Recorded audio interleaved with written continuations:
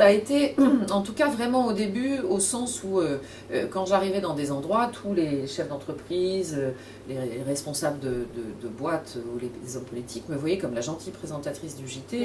Au début, ils n'ont pas compris, ils se sont dit mais qu'est-ce qui lui arrive, qu'est-ce que c'est que ce truc? Je pense qu'il y a vraiment aussi beaucoup plu aux téléspectateurs, c'est de voir un présentateur de JT qui mouille la chemise, qui y va, qui n'a pas peur et qui va poser les questions à leur place parce qu'eux ne peuvent pas les poser. Je vois pas ce qui vous fait peur, franchement. Oh, j'ai pas peur de vous. C'est pas nous bien, on les bloque. C'était une interview. Non mais quand je vois votre carrière pathétique. Il y a beaucoup de défiance aujourd'hui vis-à-vis des journalistes. Et quand vous montrez que vous mouillez la chemise pour les gens qui vous payent, parce qu'en l'occurrence c'est les téléspectateurs qui nous payent en grande partie, et ben ils vous sont grés de ça. Ils disent c'est bon, le contrat est rempli, elle fait le boulot pour nous. Après, c'était très important que moi j'y aille symboliquement, mais c'est super important que derrière il y ait toute l'équipe qui s'engage.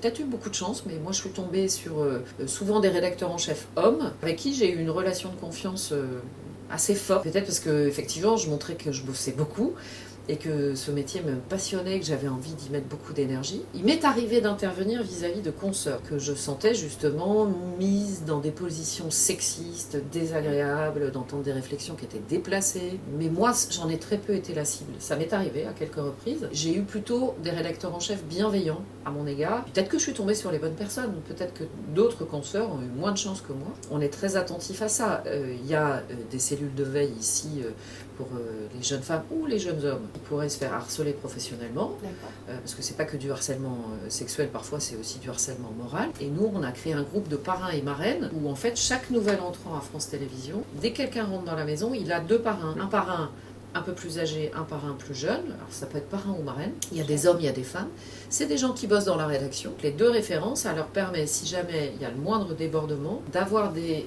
confrères et des consoeurs qui sont là, qui ont ou leur âge ou tout petit peu plus, ou qui sont plus âgés et qui sont un peu plus costauds dans la maison, qui peuvent se confier sans avoir à se confier à un numéro vert où on ne sait pas qui y a au bout, on se demande si sa hiérarchie va être tenue au courant. Donc vous voyez, on fait très attention à ça. Je suis aussi de la génération des premières femmes grands reporters qui partaient sur des terrains de guerre et où on leur faisait confiance et on leur disait bah oui, tu peux y aller, tu vas être aussi costaud qu'un homme sur le terrain. Et souvent d'ailleurs, elles rapportaient des reportages qui étaient juste époustouflants et elles arrivaient à obtenir des choses que les hommes n'arrivaient pas à obtenir parce qu'il y avait plus de confiance accordée à une femme qui était sur un terrain de guerre qu'à un homme.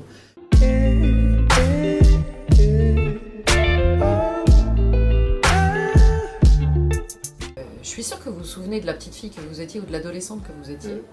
Et quand on est adolescent, on a à l'intérieur des... C'est plus que des rêves, c'est une manière qu'on a d'imaginer sa vie plus tard.